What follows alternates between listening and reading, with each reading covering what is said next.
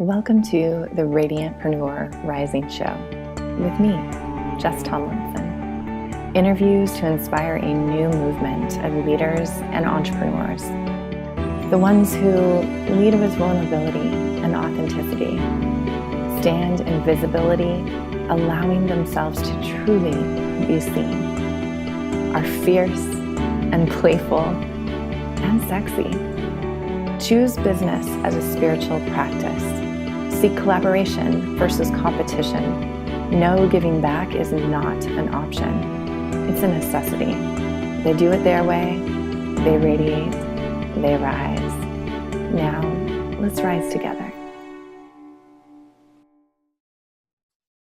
All right. Welcome, everyone. This is Jess Tomlinson. Welcome to the Radiantpreneur Rising Show. We are in episode number 8 with my beautiful, amazing friend, Allie Daniel, who I'm so thrilled to have here. Oh my gosh, you guys are in for such a treat.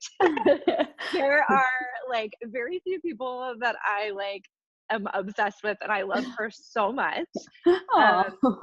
Yes, I love you so much. And I just want to share like a little bit about like how we met, Allie. Yeah, please do. Yeah, because you're actually, I don't know if you know this, but you're actually like my first friend that I made like on social media. Your first online friend. You are, yeah. So Allie lives in the area, like Santa Cruz area where I live.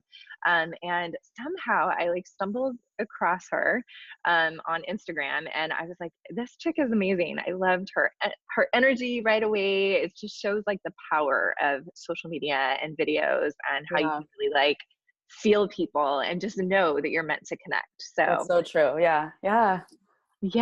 So welcome. Thanks. Thank you. Yeah, it's really great to be here. I know you've mentioned like coming on the show before, so I've been excited for my opportunity. Yay. All right. Well, let's start with the only question that I really ask everybody, and that I'm prepared. And that is, how are you leaning into your visibility edges right now? My visibility edges. Yeah. Can you explain a little bit more about like even what that means? Sure. How are you showing up, in ways that you might be stretching yourself in your visibility, whether it's on social media, or I know you just did like a talk in front of hundreds of entrepreneurs. And so anything you want to share just about you being like stepping into a new level of your own visibility as a coach. Cool. I like how you phrase that. Yeah, like the edge of visibility. So I mean, I think the talk last week was pretty huge for me. That was the first time I've even been on stage doing any sort of talk. That's the first time I've really spoken in front of people, especially a room full of my like peers and people who are even ahead of me in business. So that was definitely a big step forward. And I was actually like asked to do it. So it wasn't even something that I guess in a way that I kind of like manifested it. When I had gone to this event last year, I had sat in the audience and was watching the people on stage and just I remember thinking like, these success stories are so great. I love hearing how inspirational they are. And they really helped me take action in my business. And I remember thinking like, next year I want to be up there on stage.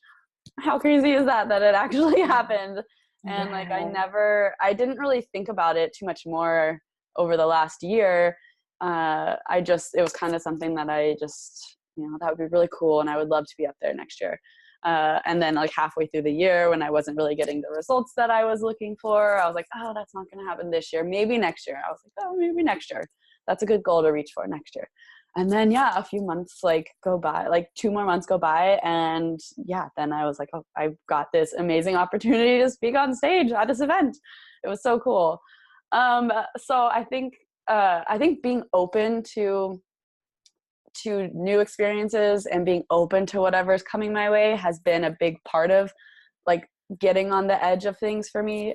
Because I think before I was a little bit more closed off and just thinking like within my reality, this is what I have available to me. This is how I can show up, on Instagram, on Facebook. And I didn't really allow myself to see like what might be possible outside of that.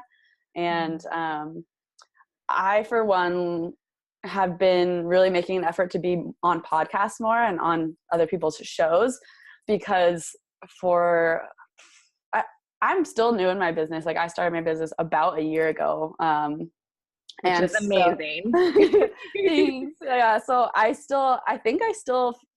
getting better at it, but I still have a lot of almost like an imposter syndrome of like, do I really have a lot of value to offer people on a podcast or like on a show? I've only been in business a year. Would people really learn something from me? And so I think I was hiding for the last couple of months, thinking that I wasn't quite experienced enough yet, or like I didn't have enough value yet to go on people's podcasts. I didn't quite see myself as like maybe an expert or an authority in anything. And I was like, I didn't feel quite ready yet. And at a recent mastermind retreat that I was at, one of the coaches had us do he was like, write down 5 things that you would do immediately. This is James Wedmore at one of his events. Write down 5 things you would do immediately if you had 100% or 100 times the confidence you have now.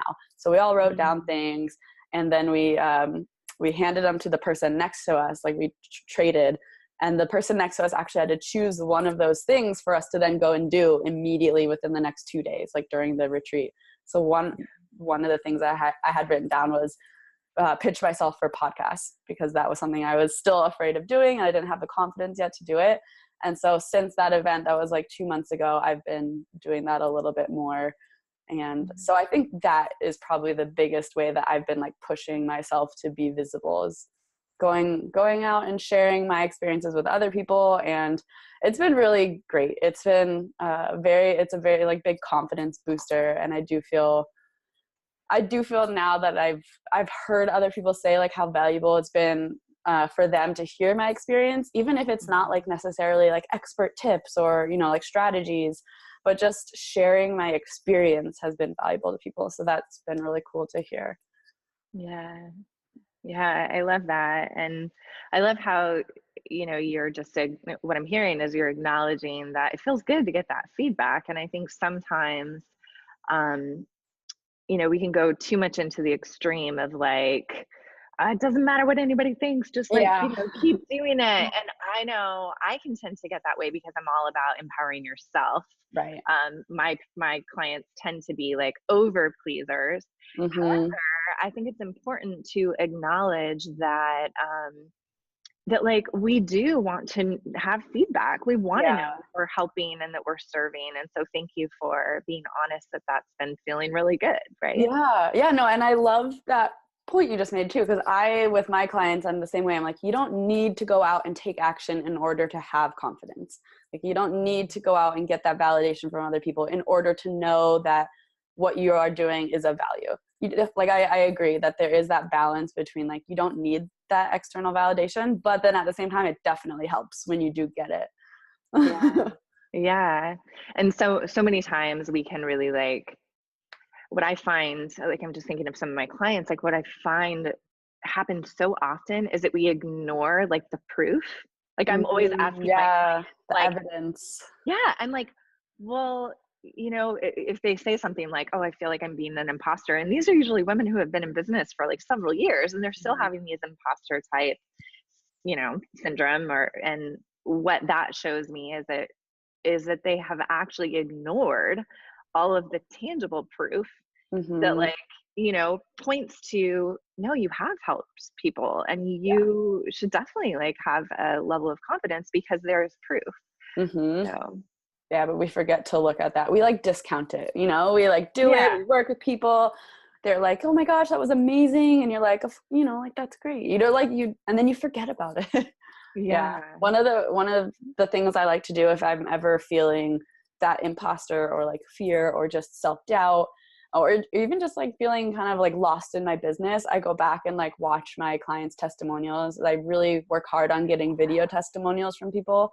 And so I go back and watch them, and my editor has put like nice inspiring music to it. So it kind of gets me like uplifted, and that does always help to go back and like remember, wow, like I really have helped and changed people's lives. Like that is a great practice that I like to do. Yes. Oh my gosh. I love that you brought that up. And your videos are so good. The women who have, I know you share them on like your Instagram stories, and Yeah.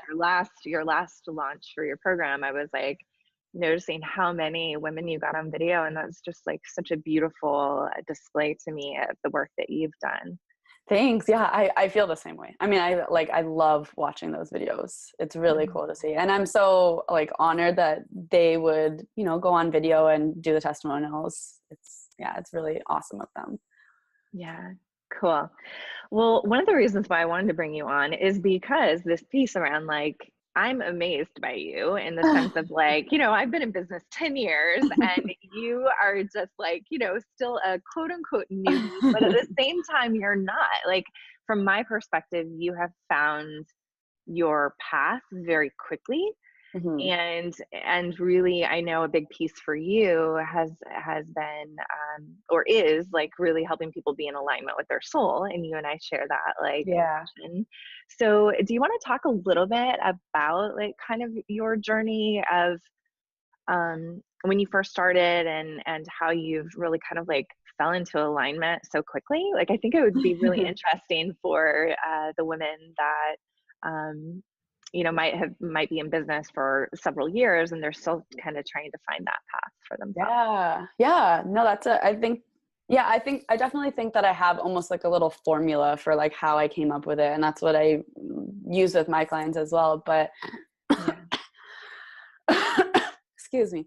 So when I was about, 25, 26, I was feeling like really stuck and just lost in life and really disconnected from like myself and what I wanted.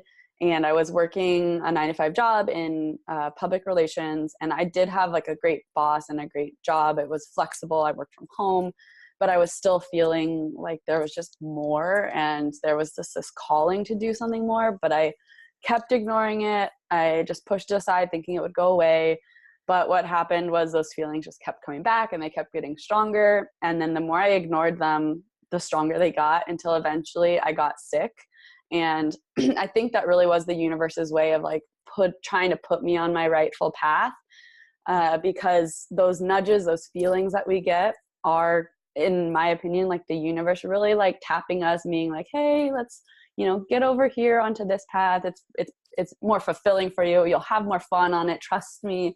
And so if you don't listen, which I didn't, it has to get more physical with you, like to actually get you to stop and pay attention. So I got really, really sick.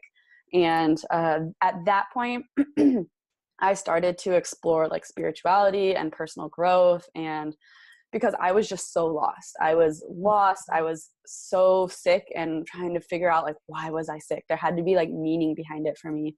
And so I just started digging through like spirituality and personal growth. And that's when I started my blog.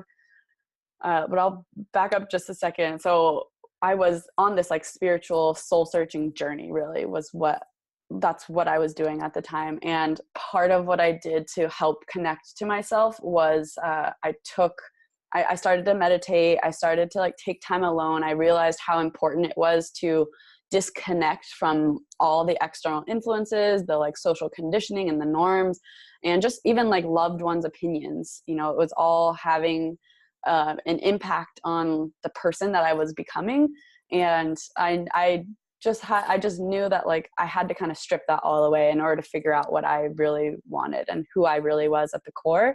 So I went to Lake Tahoe and spent like 2 weeks there by myself. We fortunately have a cabin. My grandparents have a cabin there. So I was able to just go and have like a solo retreat. And that's such a magical place. Yeah, it is. Tahoe is beautiful. And I just spent 2 weeks there reading, doing a lot of yoga, meditation, hiking. I did my best. I told my parents like I would just check in with them at the end of the day, like through text, to let them know I was okay. But then I did my best not to talk to anybody. I didn't go on social media. I didn't text or call anybody. I took a bunch of groceries like when I got there so that I wouldn't even have to like go to the grocery store and interact with people. I really wanted this time to like totally disconnect from everything. And I even didn't read that much, because even like reading was like, you know, input from something else. So I really tried to just be by myself. And I think that was like really, really, I didn't have like any, you know, spiritual awakening or like enlightenment during this time. Like there was no feeling that like, oh my gosh, I am enlightened now or anything. It wasn't like that. But it was just like, it really allowed me to ask myself important questions without thinking about what other people would think or what other people would wanted for me. So I did a lot of just like self-reflective, like journaling at that time. And that was when I had the idea to come up with my blog, which is Punch Drunk Soul. So it was all about like just getting unstuck and finding yourself. Like that's really what the blog was about. And then it, you know, it was just about my experience, how I came to like find myself and that like soul alignment journey. And I knew that eventually I'd be able to like turn it into my business. That was the goal. Like I knew some way I'd be able to make it into a business, but I let it be okay, not knowing how that would, you know, take shape. I was just like, let me just focus on getting out my experience and writing about what I was doing, and that would be enough for now. And then eventually, like I started a podcast, which then I had to pause for a little because I got even more sick. I think I got overworked. I was working a lot because I was so excited. Like I was really loving my blog and loving the podcast, but it was just too much for me at the time.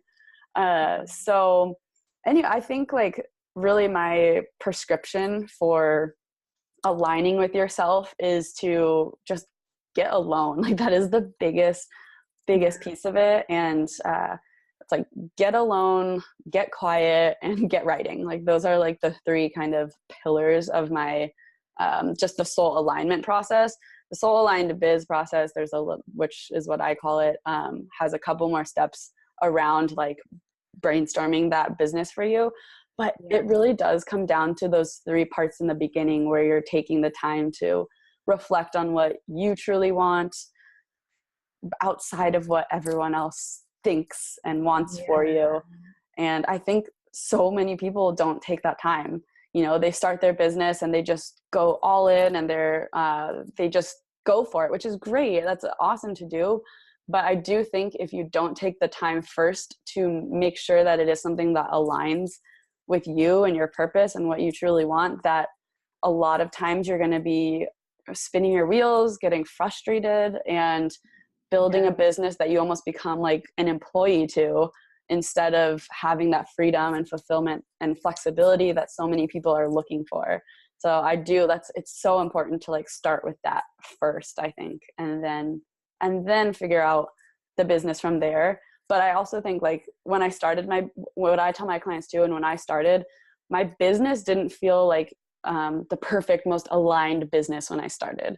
You know, it wasn't, I don't think for most people, you'll have that like lightning bolt moment where it's like, oh my gosh, this is it. Like, and you feel just unbelievably amazing. Like maybe that happens to 1% of people, but I think for the most part, we're all looking for that and we don't find it. We don't get that. So we're constantly like questioning, is this right? Is this right? And a lot of times we're not taking action because we're waiting for that moment where it feels like beautifully aligned and perfect.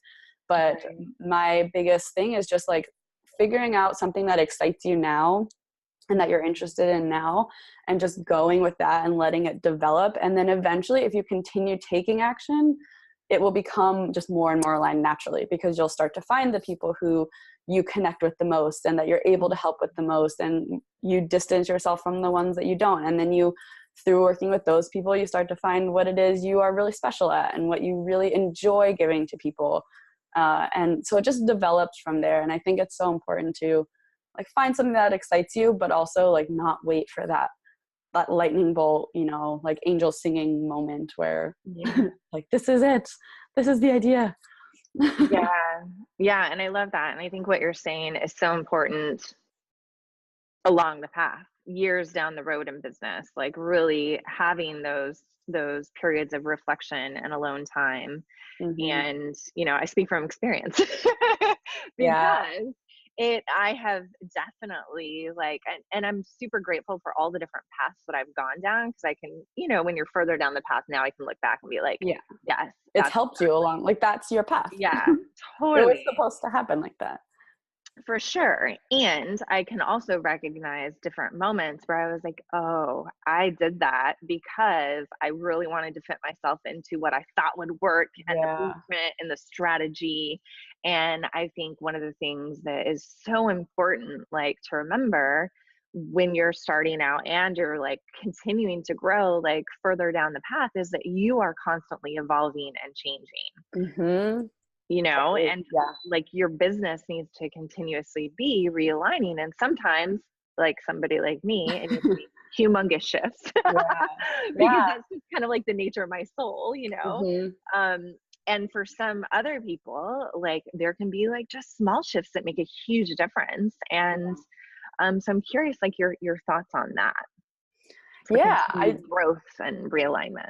Yeah, I totally agree. And I tell all my clients this too, like the idea you start with, you're not married to, like, it doesn't need to stay the same. And honestly, it shouldn't stay the same. It will change as you change. And I love to give the example of Marie Forleo, because when she first started, she was like a dance instructor and she put out like dance workout DVDs. And then she started becoming like a relationship coach and had a book out.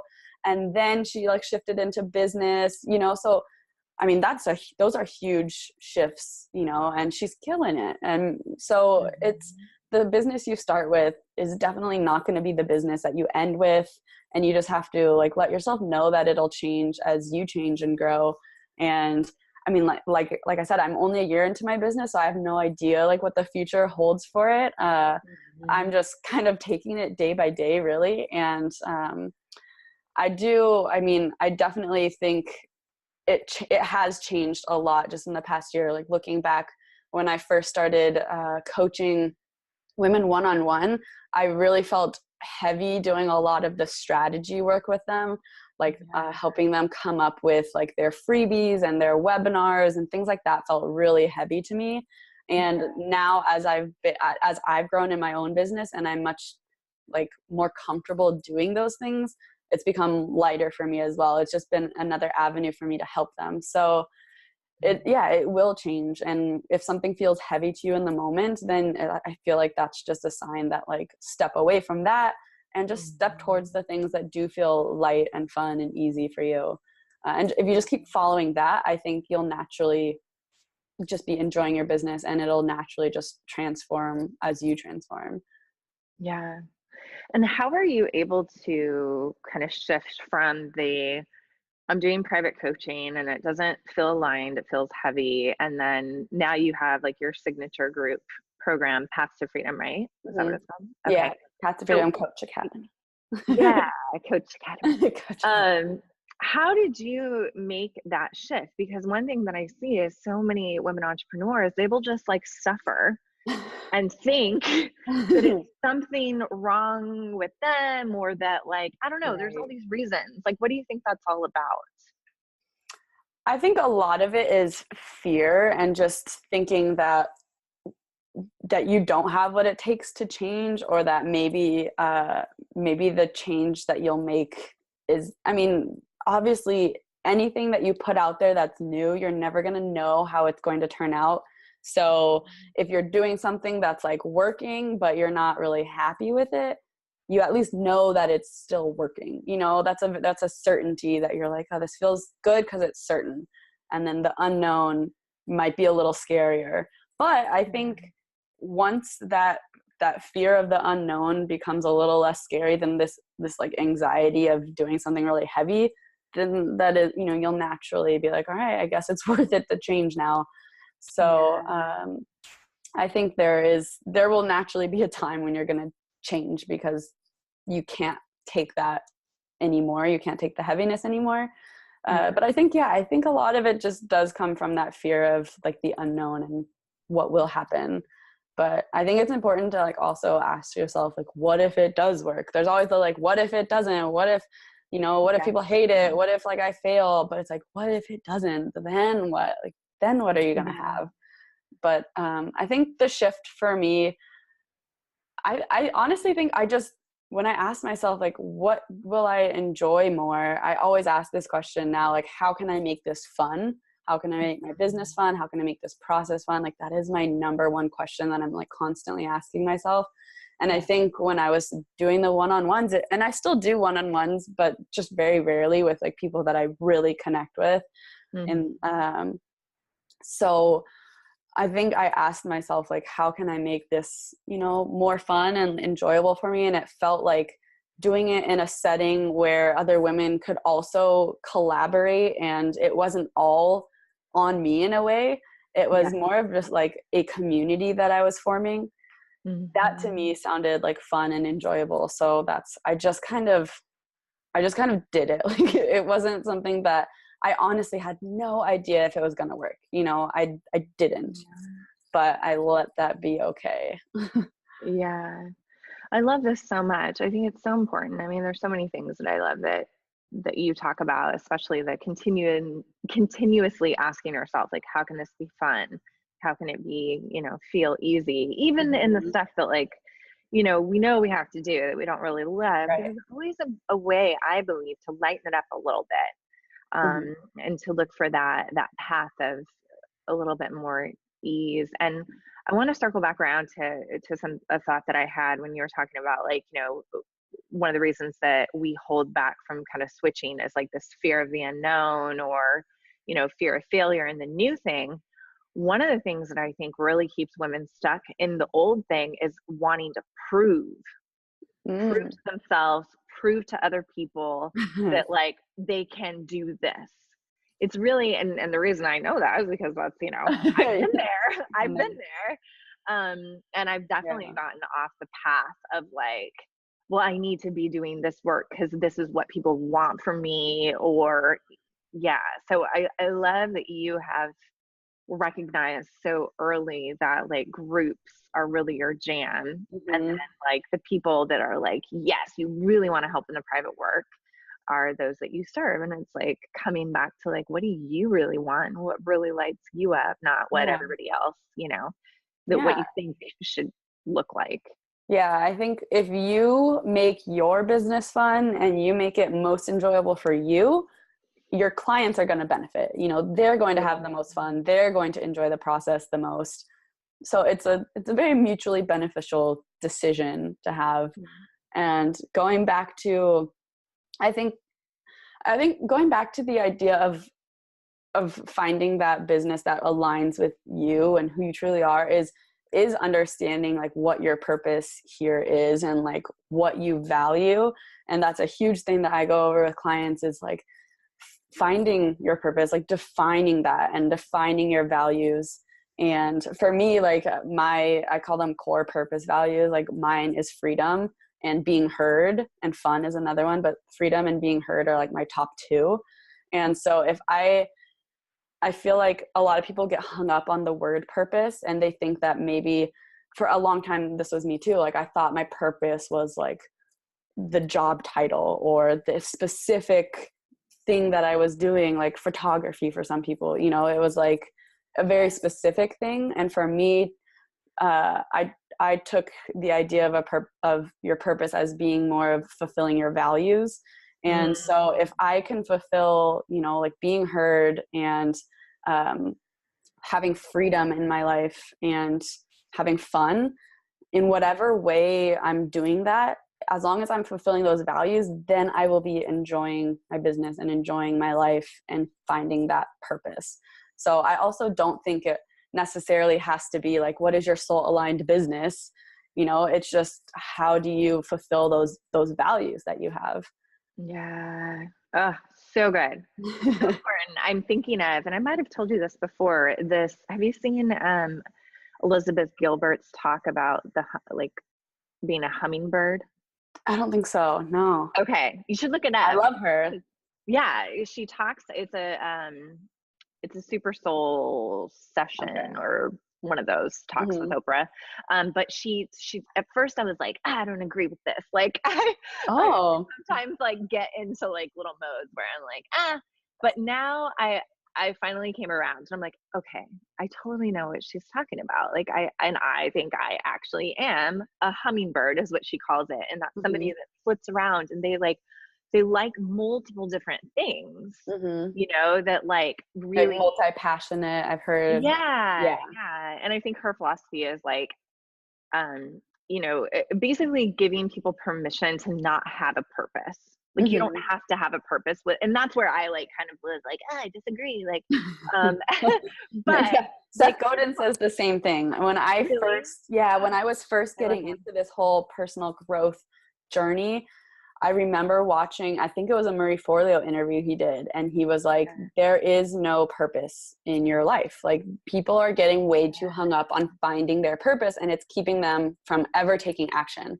And at first I was like, I totally agree with that. I wrote a whole blog post on it. You did. Yeah. Later, like a year later, I wrote another blog post saying that, hey, I've changed my mind. I disagree with this former blog post that I wrote. And I disagree with that. I think there is a purpose to everyone's life. And I feel like if you don't have a purpose and you don't believe that you have a purpose, I feel like life can get very meaningless and lost. Yeah, dark. And I think it's important. That's why it's so important for me to teach people that your purpose isn't one specific thing. Like if you think your purpose is to become a basketball player and then all of a sudden you injure your knee and you can't do that, your life doesn't mean anything anymore. Like I don't think that's it. I think your purpose is really fulfilling your values and figuring out what your core purpose values are is what's so important. And if you can fulfill those values, then your life has purpose. And I think that's your purpose. I mean, obviously everyone has different opinions, but that is my belief that like my purpose is truly like being heard by the world, by my soul, like really stepping into that and like sharing my truth with everybody. And then feeling that freedom that comes from that. And like the freedom that comes from that and the freedom that comes from allowing other people to then follow suit and do the same. Because I think when we do all like step out and let our voice be heard, it inspires other people to do the same. Yeah. 100%. I'm with you, sister. I'm with you.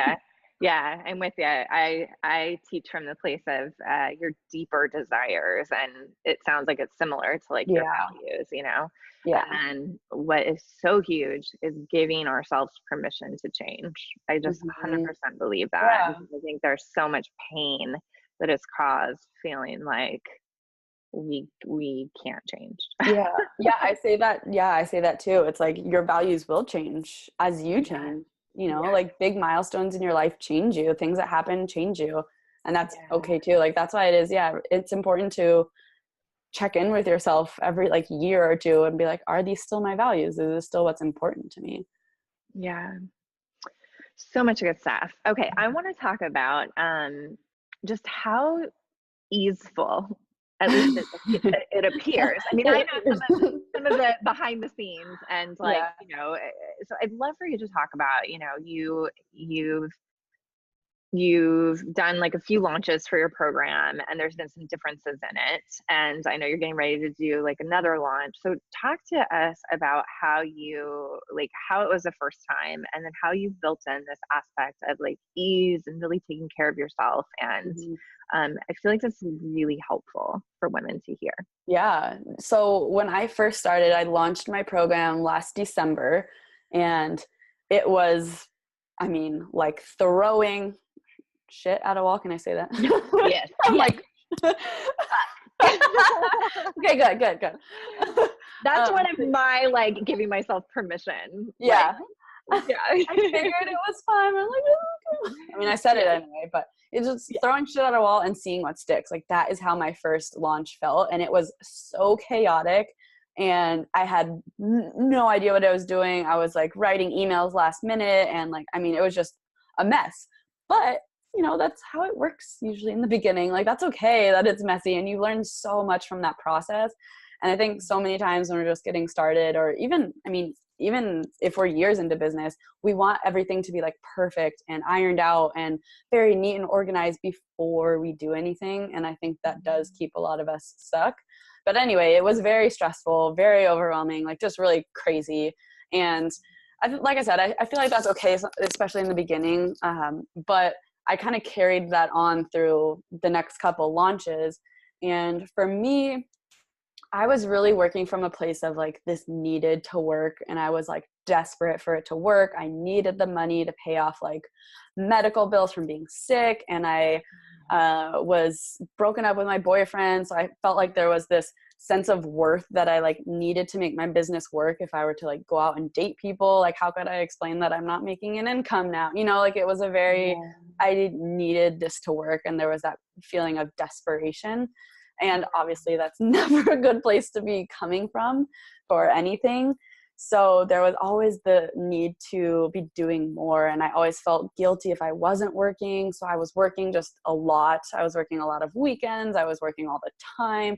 I'm living at home right now after I broke up with my boyfriend. I moved home. So there was also that feeling of like needing to make money so I could move out, even though I love my parents and I'm actually like really enjoying living at home and I kind of don't want to ever leave. Yeah. That's another story.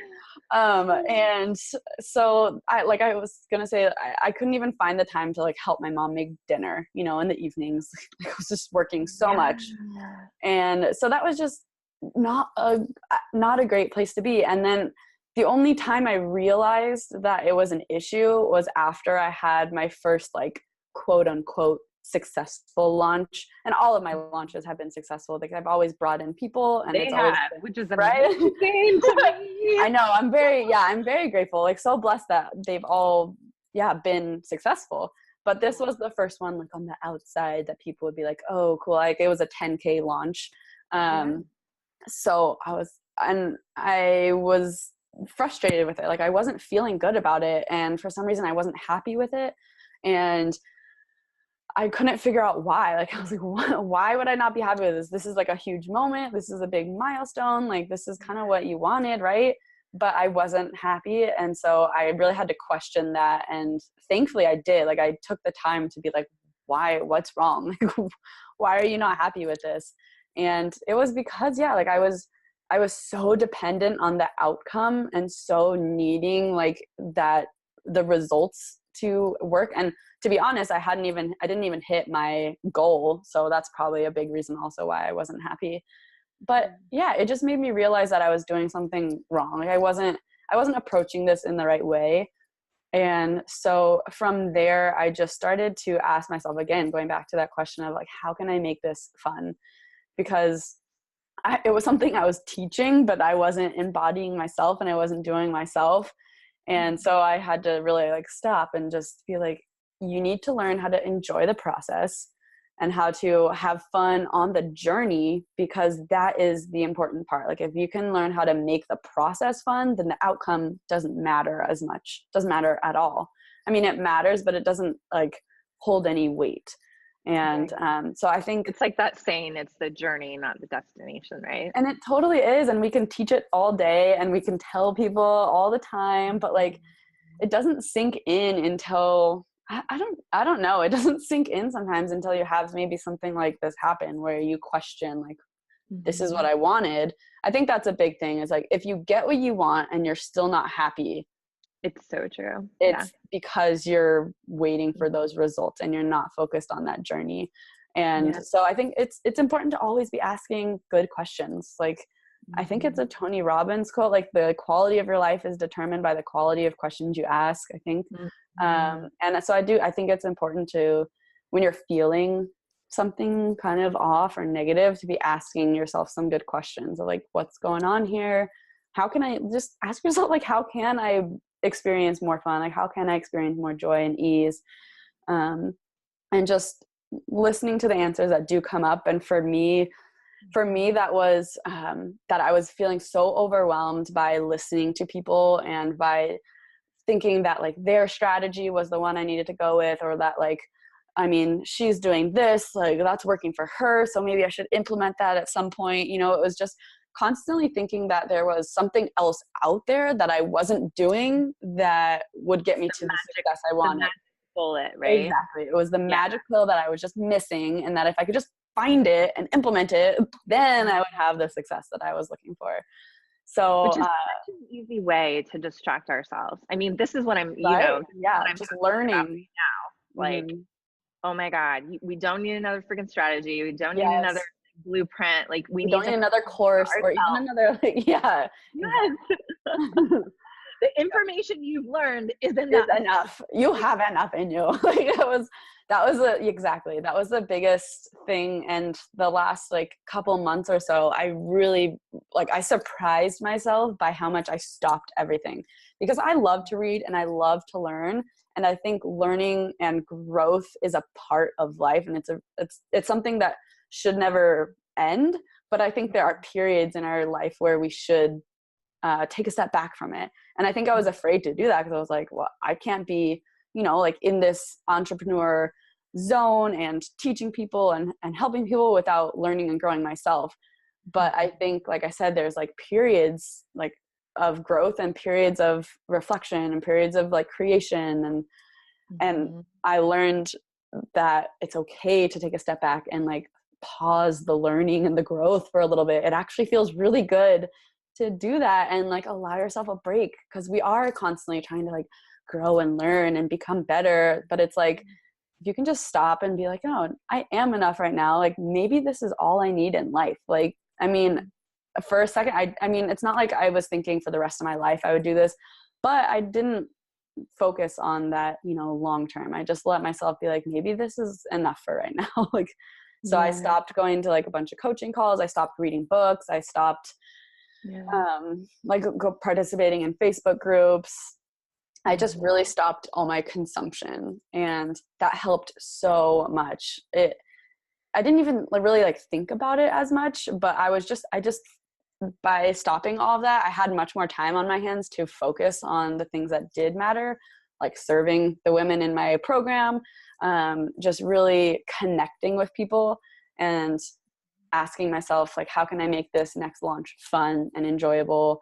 And that's when I came up with my challenge idea to do it was like a 4-day mini class. And that just felt fun for me. And I knew that I'd be able to really connect with people on a deeper level. And really that's all launches are. I think people get thrown off by the term launch, but really all it is forging a connection with someone. Really, how do you connect with someone, and doing it in a shorter time frame? Some people's launches are longer, and then some people's are shorter. Mine's 4 days. So it's how can we connect with someone during this time frame is really all a launch is. Yeah. Great. So you came back to so it sounds like you stopped consuming a whole bunch of stuff. You really came home to what feels good for me in a launch, and you created this 4-day challenge. What are some of the other things that you did? I know a few of them, but I want to share. What are some of the other things that you did during this last launch, which was very successful, and you actually had more time for yourself? So I think this is really important for women to listen to. Share some of those tangible things that you did differently. Let's see, am I hitting all of these? Okay, so I mean, I have a VA, so I do have someone to help me do a bunch of this stuff. So that was a big step for me, is even though I wasn't it was really stepping into that next level of how do I want my business to be, and how do I want my lifestyle within this business to be. And having someone help me do the stuff that I didn't want to do was a big part of it, and a big part of just handing stuff off so that I don't have to do it. And what were some of those things that you handed off? So some of that was a lot of my Instagram posting, taking the videos that I have from my testimonials and chopping them up, adding captions to them, and then uploading that. Those take a fair amount of time. And I did them the last time around, and I just was I don't want to sit on my phone doing this the whole time. So I had her do that. I have her do a lot of all the Facebook group stuff. She manages my whole Facebook group, really. So so really, and she sets up all my emails, so I write the copy, she uploads them. So yeah, I think having my VA just take off a lot of the stuff was really helpful. I take a lot of breaks. I'm really intentional about my breaks. I really I really do feel the more I play and rest, the better business just gets. So that's So just, true. yeah, it's just been a huge part of like just taking a step back and like going for a walk and just enjoying lunch with my mom and like on the patio or whatever. That's been a big, like just knowing that it's going to be okay and that like whatever happens when it happens is how it's supposed to happen. And if I miss something, then it was meant to be missed, and it's like not such a big deal. I think I love that. And you also did gratitude journaling, right? I was just gonna say that too. Yeah. Yeah. So I was gonna say like I was gonna say the two things that I really implemented were, and I've been meditating for now like 3 years or so, on and off for a while, but I really made it an intentional practice in the last 3 months or so, like every day, even if it's just 5 minutes. Usually it's around 20 to 25. And so that's been a really intentional practice. And then the gratitude journal has also been every single day. I think I missed like 1 or 2 days when I was traveling recently, but otherwise, yeah, every day I just write 1 page in it. Like that's it, 1 page, good to go. But yeah, that's been really helpful. And I know like I was like, oh yeah, I'll do a gratitude journal, like that'll be great. And I thought about that for so long. You know, everyone says how helpful it is, but I was just like, I don't know. We hear all this great advice and yet we don't do it. And I was like, yeah, it can't be like, how great could it actually be? But that's been, I think, one of the biggest pieces that really has helped me, because I do focus so much more on just the positive, like what's going right. It starts my day off really well. Like when I go through all the things that I am grateful for in the morning in a whole page, and I just like read over it, the whole day feels easier. Like I don't feel like I have to force so much and do so much. I don't feel like I need to do in order to like feel good anymore. Like it's already there, you know? So I think that's been a huge part for me. Oh, so good. And I think it comes back to your point around like just taking time for yourself, like, because that's what that is, right? Like whatever you're choosing to do in that alone time, like it's dedicated time to just be with yourself and to recenter and be with your thoughts. Like I know for me, one of the things that's really important, and it's become more challenging because now I have a partner living with me who's immediately on his phone. For me, it's actually having my morning coffee and not feeling like immediately I have to like grab the phone. And it actually has been, not just because Ben is in my life now, my partner, but also because now I've gotten into Instagram stories and I'm like, oh, it's so fun to like get that like morning shot. And sometimes I'm just like, wait a minute, I can actually do that when my coffee cup is empty. Like nobody's gonna see like inside doing that, you know? So I just give that as an example, because for me, that is like, you know, my morning practice is just having my coffee, not having like my phone, just being with myself and my thoughts, and like, it's really helpful. Yeah, for a long time I do leave my phone in airplane mode every time I go to sleep. And for a long time I wouldn't turn it back on for about an hour after I woke up doing the meditation and the gratitude journal. And now recently I've been like recording a lot of my morning practice, because I feel like I wanted to share that with people. So I do, but I usually just wait till it's over. Like I'll record it. And then once it's over, then I'll upload it. But yeah, a big part of my morning practice is like making my morning green tea matcha latte and then like every day. And then I just sit down and I drink it while I do my gratitude journal. And it's just a very nice, like slow morning routine to have that time to myself. Yes.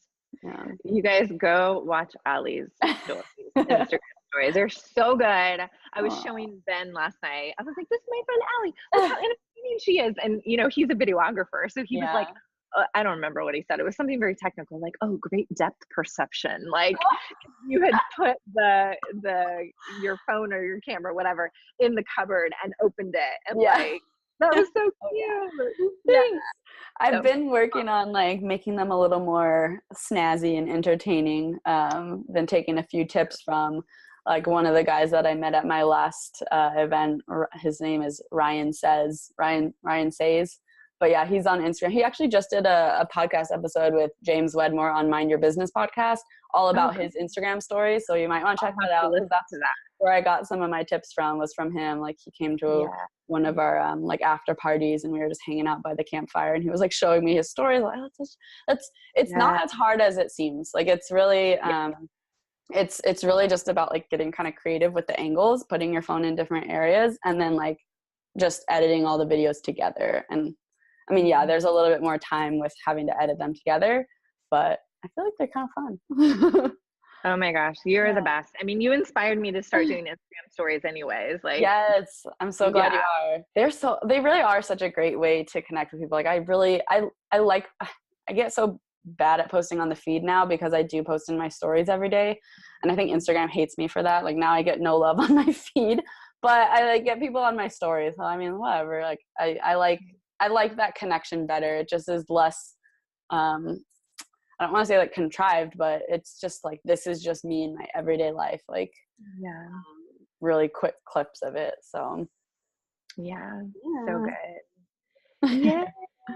Is there anything else that you'd love to share that you feel like you didn't get a chance to share? I don't think so. Man, we covered a lot.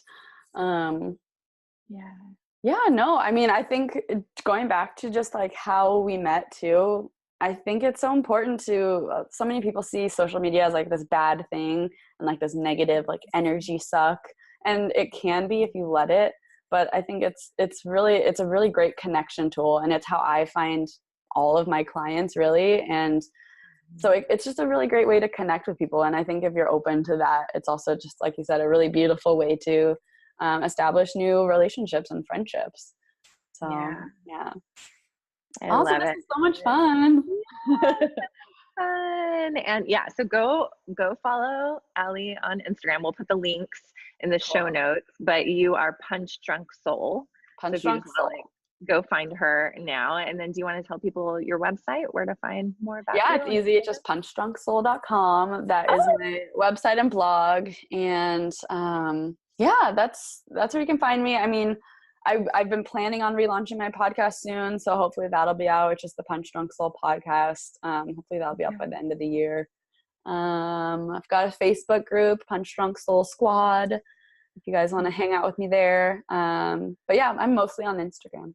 So, great place to connect with me.